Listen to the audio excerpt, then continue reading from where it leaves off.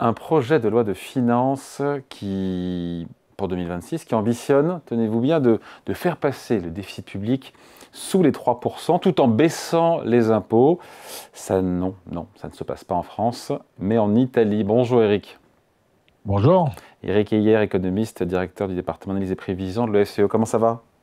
Bah, ça va pas mal et vous? Oui, content de vous retrouver. Ah Bon, oui, pareil. le gouvernement de Giorgia Meloni qui présente donc un budget avec 3 milliards d'euros de baisse d'impôts sur le revenu, et puis des comptes publics qui sont, on peut le dire, maîtrisés. Ça laisse quand même songeur comme ça, vu d'ici. Alors, ça laisse songeur, effectivement, parce que par ailleurs, les performances économiques ne sont pas si négatives que cela. Donc, il faut quand même rappeler que depuis 2010-2011 et le gouvernement technique de Mario Monti, et puis après avec le gouvernement technique de Mario Draghi, les finances publiques dégageaient même des excédents primaires. C'est-à-dire que s'ils avaient des déficits, c'était essentiellement lié aux charges d'intérêt qui restent très élevées, hein. Encore maintenant, c'est à peu près 4 points de PIB italien en charge d'intérêt. On sommes à 2,1 et on pense qu'on bat des records. Donc, il y a vraiment dans d'autres pays où les charges d'intérêt sont plus fortes. Et donc, ils ont souvent été maîtrisés, quand même, ces dépenses publiques. Mais effectivement, Mélanie, qui était dans son programme très anti-européen et anti-marché, finalement, mène une politique qui est très proche de ce que menait Mario Draghi juste avant elle ou Mario Monti quelques années auparavant. Donc oui,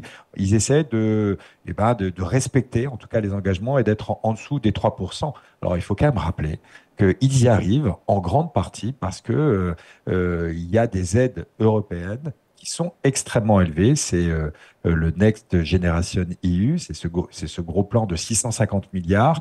Ils en bénéficient énormément puisqu'ils ont eu 194 milliards. Alors ça, c'était des propositions. Ils en ont quand même dépensé 140 sur les Oui, 194. mais Donc vous c'est pas voyez, ça, Eric, c'est pas ça qui fait baisser le déficit public. Ils étaient à 8% de déficit public en oui. 2022, ils sont à 3,4% Oui. cette Alors, année. pourquoi ils étaient à 8%? C'est qu'ils avaient le gouvernement précédent, qui était une coalition 5 étoiles notamment, avait voté ce qu'on appelait le super bonus. Donc, c'était quoi un super bonus à 110%? C'est-à-dire que globalement, lorsque un ménage italien voulait rénover son appartement, eh ben, avec le devis, il touchait 110% de la somme. Et donc, ça fait des sommes extraordinaires. Ça devait être de coûter que 35 milliards d'euros. Ça a coûté près de 200 milliards d'euros. Et donc ça a creusé le déficit énormément, mais ça a aussi soutenu l'activité. La croissance économique est repartie très fortement, tirée par la consommation et la construction. Et d'ailleurs, c'est là où la singularité italienne est arrivée. Ils ont fait plus 4% de croissance en 20, 21, 22 en cumulé, quand nous étions qu'à 1,9. Donc, ils ont pris de l'avance. Bon, mais ça coûtait très cher. Et ce qu'a fait Giorgia Meloni, c'est qu'elle a arrêté ce super bonus. Donc, en arrêtant ce super bonus, forcément, Hmm. votre déficit, du coup, se fond comme neige au soleil. Donc ça n'a pas été Mais un gros effort que de revenir de 8% de déficit non, public à parce qu'en 3, fait, parce qu'ils ont débranché en fait ce système voilà, d'aide. ils ont débranché ce super bonus qui coûtait extrêmement cher, qui n'était pas raisonnable entre nous. Et, et finalement, en le décrochant, il passe de 8,2 à assez rapidement 3,4 parce que c'était des sommes qui étaient gigantesques, hein. Mais tout de même, c'est important, les sommes touchées par l'Europe, parce que globalement, ils peuvent faire, du coup, sans relance par leur budget, ils ont touché 72 milliards d'euros de subventions. Donc ça, ces subventions, ce n'est pas dans votre déficit. Et donc, ça vous aide tout de même à avoir des politiques, notamment d'investissement public. Et l'investissement public, qui ne représentait que 1,4 point de PIB, est passé à 3. Et donc là, vous avez une relance via l'investissement public, mais qui ne provient pas de votre déficit et de votre budget, mais bien des aides européennes. Et à côté de cela, il y a eu aussi des prêts et des prêts bonifiés, c'est-à-dire qu'ils avaient des taux d'intérêt très élevés, ils ont bénéficié de taux d'intérêt quasiment nuls. Bon, au total, c'est 9 points de PIB qui étaient à destination de l'Italie. Ils ont encore un an Et en 2026, ça va s'arrêter. Ils en ont consommé 75%, donc il leur reste encore un peu de marge. Mais vous voyez, quand on lit un peu la presse italienne, eh ben, en gros, on s'inquiète. Qu'est-ce qui va se passer après 2026? C'est-à-dire qu'une fois qu'il n'y aura plus ces aides, eh ben, vous voyez, la croissance économique est en train de retomber très fortement. Vous voyez, le chiffre du troisième trimestre est sorti là à 11 heures. Au troisième trimestre, l'Italie fait 0% de croissance quand Quand la nous, on France fait fait 0,5. 0,5. Ouais. Et donc, il y a un peu ce miracle italien qui est un peu en trompe-l'œil, parce que globalement, c'est un miracle qui a été soutenu par ce super bonus, donc de façon un peu artificielle. Maintenant que ce super bonus est arrêté, il y a encore un peu de croissance soutenue par les aides européennes, mais une fois que ça s'arrête, et c'est prévu en 2026, ils vont retomber dans leurs problèmes structurels. Et leurs problèmes structurels ne sont pas réglés. Quels sont-ils? Ben, vous avez une démographie qui est catastrophique, c'est-à-dire que non seulement la population baisse, mais la population active est en train de s'effondrer. Ils vont perdre 20% de leur population active à l'horizon 2070, si vous croyez le dernier rapport de l'aging fait par la Commission européenne. Vous avez une productivité qui est nulle. Donc, une population active et pas de productivité, ça vous fait une stagnation, voire même une croissance potentielle qui est proche du négatif. Ça, c'est un point très négatif. Et vous avez, en plus, par ailleurs, eh ben, des jeunes qui quittent l'Italie. L'an dernier, plus de 100 000 jeunes diplômés qui ont quitté l'Italie parce qu'il y a effectivement des salaires qui sont faibles et pas vraiment de points d'avenir. Donc, attention, c'est effectivement un bon élève d'un point de vue budgétaire. Ils sont vraiment très proches de ce que dit la Commission européenne. Ils vont sans doute sortir de la procédure pour déficit excessif, donc bravo à eux. Mais attention, ils n'ont pas du tout de projet d'avenir pour leur économie. Ils sont très dépendants des États-Unis d'un point de vue commercial. Et donc, ils vont sans doute souffrir un peu plus que nous de la guerre commerciale. Ils sont très dépendants, ils étaient très dépendants de l'énergie russe, donc ils vont souffrir également d'un prix de l'énergie un peu plus élevé que nous.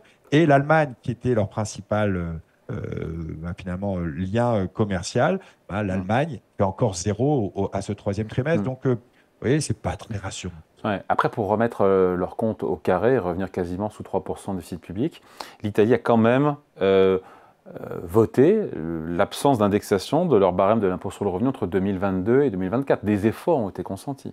Ah non, mais ils ont fait des efforts. Ah non, mais alors ça, c'est depuis 2010, ils font des efforts budgétaires qui sont considérables.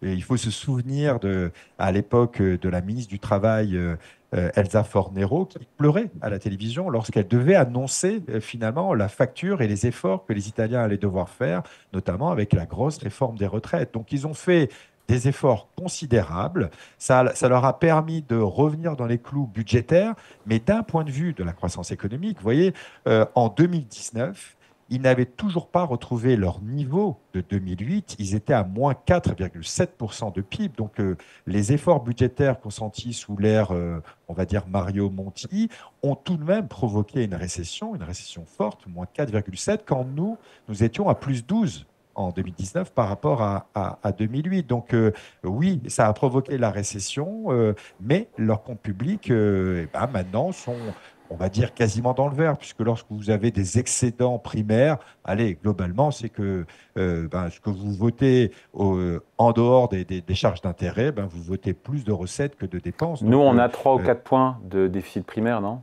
exactement, En oui. France, Donc, hein. on n'est pas du tout. Nous, il va falloir faire peut-être pas l'effort aussi important que sous Mario Monti à l'époque, parce que la situation est un peu moins dégradée que Ils la étaient au pied leur du à mur. l'époque. À ce moment-là, ils sont au pied Il du faut- mur, ils n'ont pas le choix, hein. Exactement, il faut se souvenir que c'est Jean-Claude Trichet, d'ailleurs, qui va être votre prochain invité, qui sortait de la Banque Centrale Européenne, avec le nouveau gouverneur de la Banque Centrale Européenne, Mario Draghi, qui avait fait une lettre qui était soi-disant secrète, mais qui est sortie ensuite quelques mois plus tard en disant voilà les efforts qu'il va falloir faire. Et Berlusconi, à l'époque, n'avait pas la majorité pour le faire. Et donc, c'est Mario Monti qui avait été mis en place Mm. pour faire cette politique qui était une politique qui était très, très dure.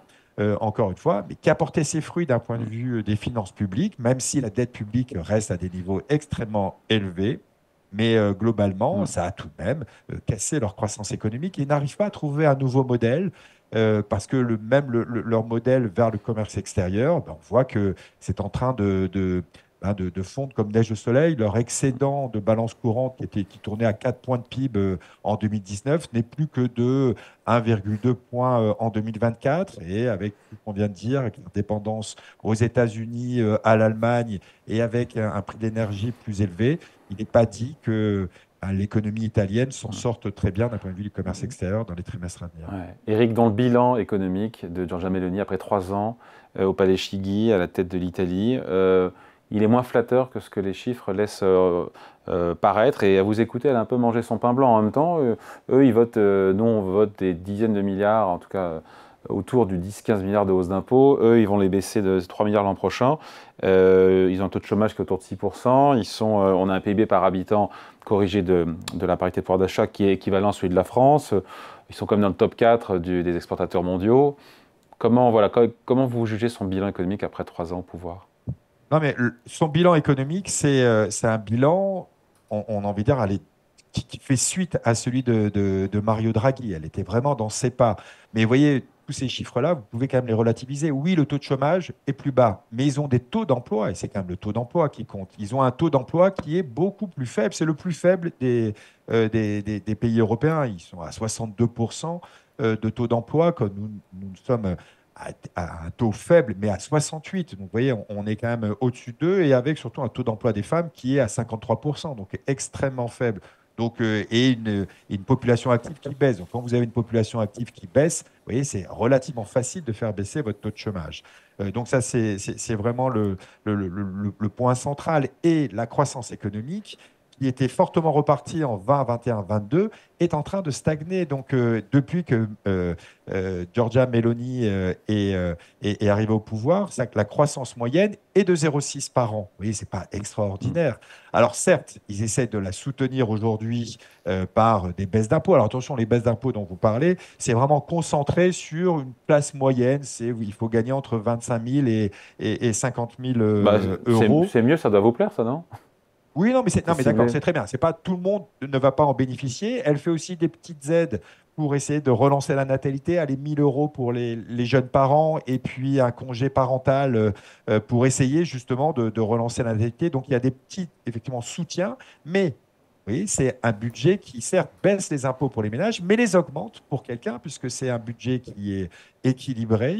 Il n'y a pas d'impulsion positive. Et qui va payer la facture? Ben, ce sont les banques et les assurances, le système financier. Et ça, globalement, ce n'est pas très compatible avec la droite de la droite. Et donc, certains dans la coalition, et notamment Forza Italia, n'est pas complètement pour ce type de mesures. 4 milliards et demi d'augmentation de contribution des banques et des assurances pour financer les 3 milliards de baisse Oui. d'impôts.